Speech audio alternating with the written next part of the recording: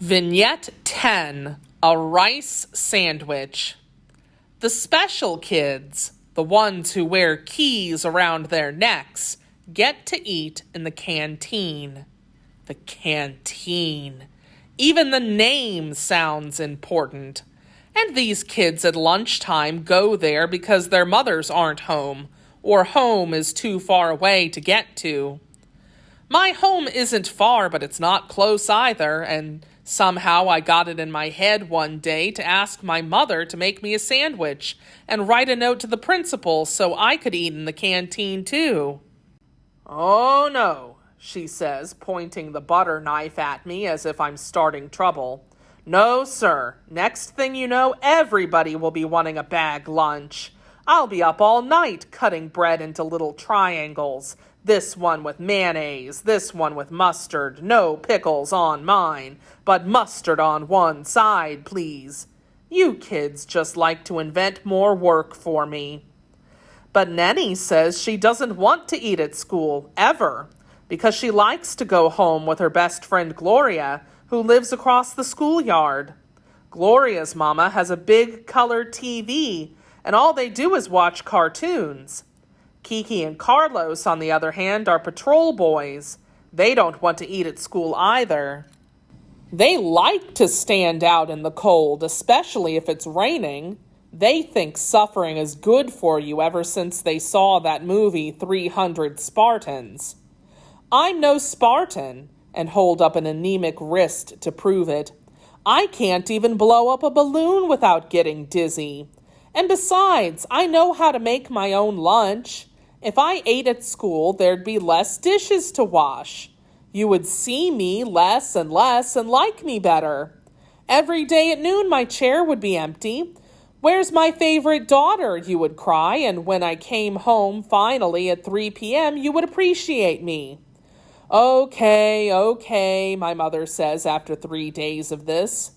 And the following morning, I get to go to school with my mother's letter and a rice sandwich because we don't have lunch meat.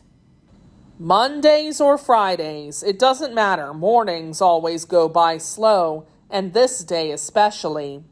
But lunchtime came finally, and I got to get in line with the stay-at-school kids. Everything is fine until the nun, who knows all the canteen kids by heart, looks at me and says, "You, who sent you here?" And since I am shy, I don't say anything, just hold out my hand with the letter. "This is no good," she says, "till Sister Superior gives the okay. Go upstairs and see her." And so I went. I had to wait for 2 kids in front of me to get hollered at, one because he did something in class, the other because he didn't. My turn came, and I stood in front of the big desk with holy pictures under the glass, while the Sister Superior read my letter. It went like this: "Dear Sister Superior, please let Esperanza eat in the lunchroom because she lives too far away and she gets tired. As you can see, she is very skinny. I hope to God she does not faint.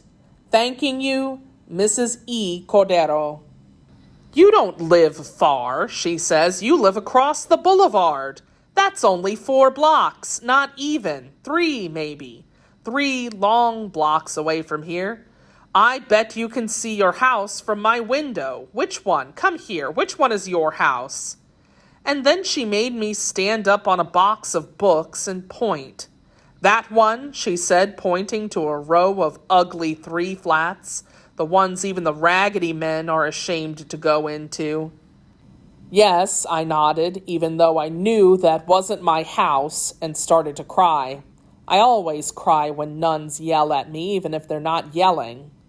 Then she was sorry and said I could stay, just for today, not tomorrow or the day after. You go home. And I said yes, and could I please have a Kleenex? I had to blow my nose.